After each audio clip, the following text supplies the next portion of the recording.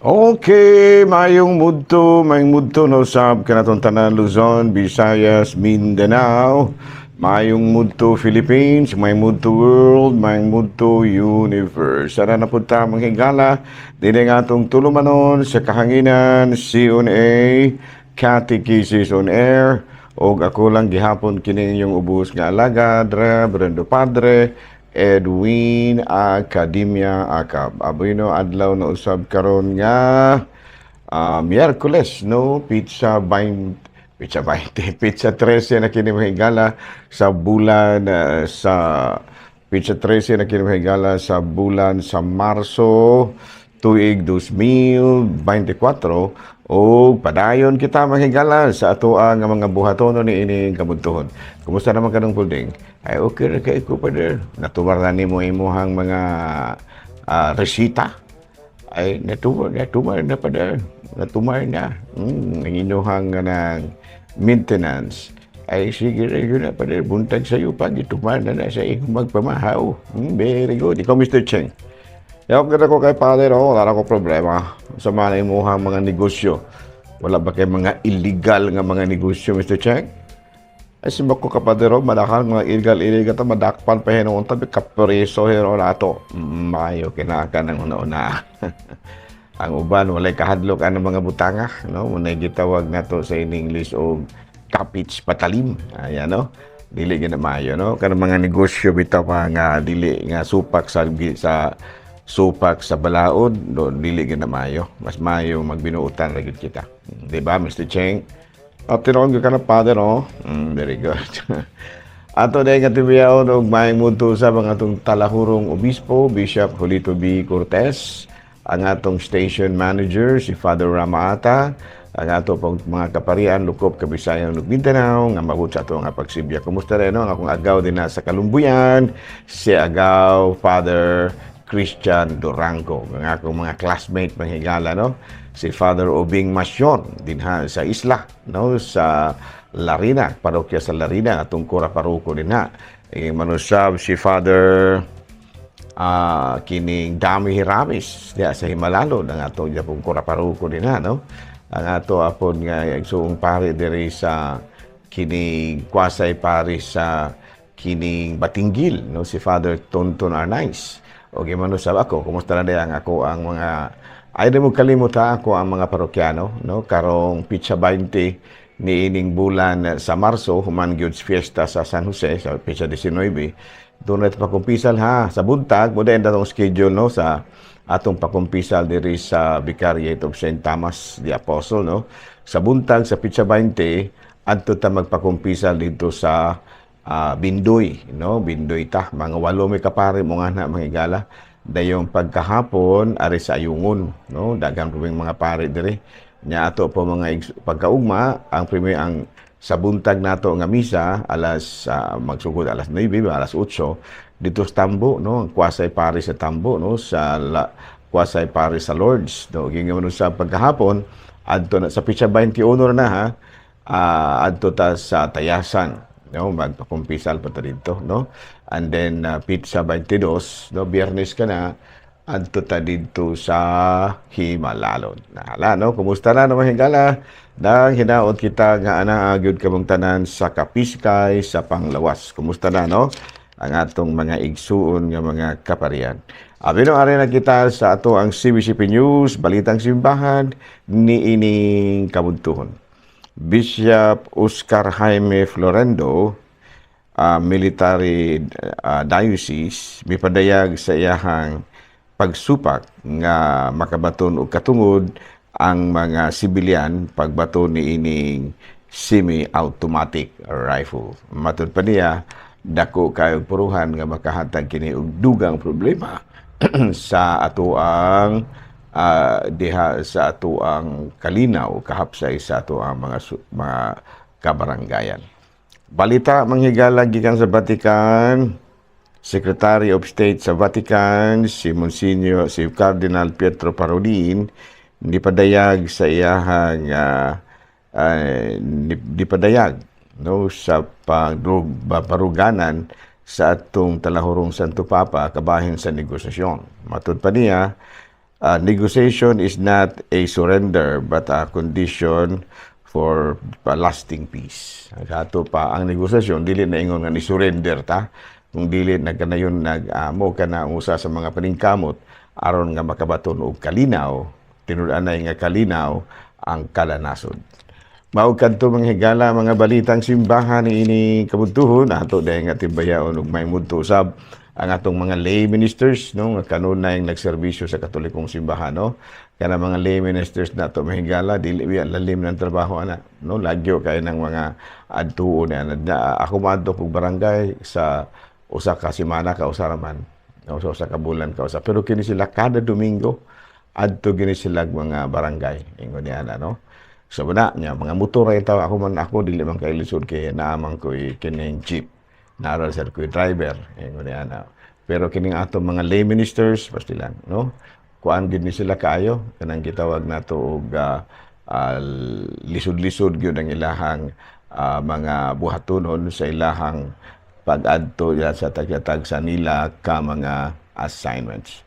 Kung sa nakataas bang higala ang ato nga nahala no, padayon ta mga higala ari kita sa Saint of the Day. Bueno, ang atong Saint of the Day karon secondary sa atong listahan March 13. Ang ato karong santo mao si San Leandro of Seville, no, San Leandro sa Sibilia, no. Kini siya natawo ni atong tuig 550, nya namatay na atong tuig 600, no, sa pa 50 anyos na namatay. Yan nahimo kini siyang obispo sa Sevilla, nya work strenuously to fight against Arian heresy, that is the denial of the divinity of Christ. The first to introduce the Nicene Creed in his diocese. Ayan, no? Sa ito, pagkakilimugong mga Arian heresy, mura ni o pagtulunan ba nga dili mo tuo nga si Kristo Dios. So, muna nga gipagkamutan gyud kini ni San Leandro nga mapamatudan gyud niya nga si Kristo Dios ug tao nga matuod.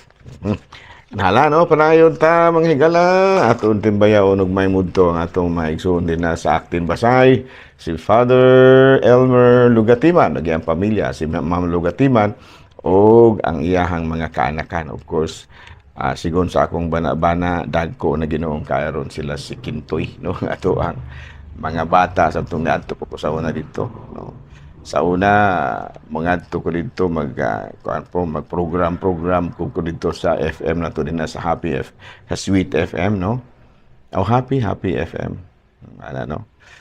Abi do, ari kita manghigala sa ato ang joke ginagmay. Okay? So, nag-istorya ang bana o ang asawa. Ato, nga naman tayo.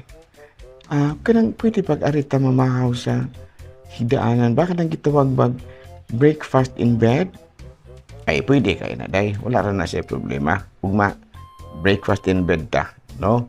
Ako din balhinon tong atuang katri dito sa duol gyud sa dapog, no? Kanang igo ra yung makabuot tong mga sugangan ba.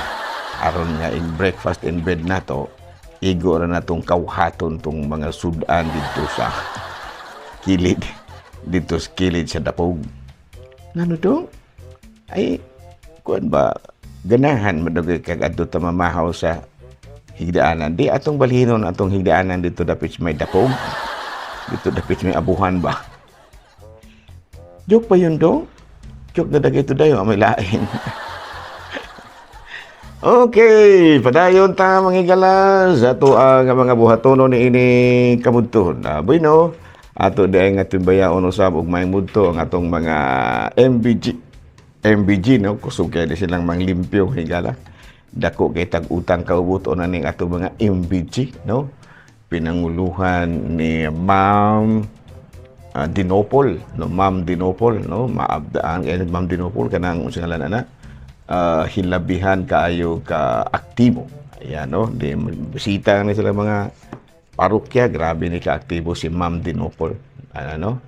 Nahala no, may mudto na kanatong tanan mga higala. O, anong tanaw ng oras. O, gamay, taas-taas patag oras mga higala.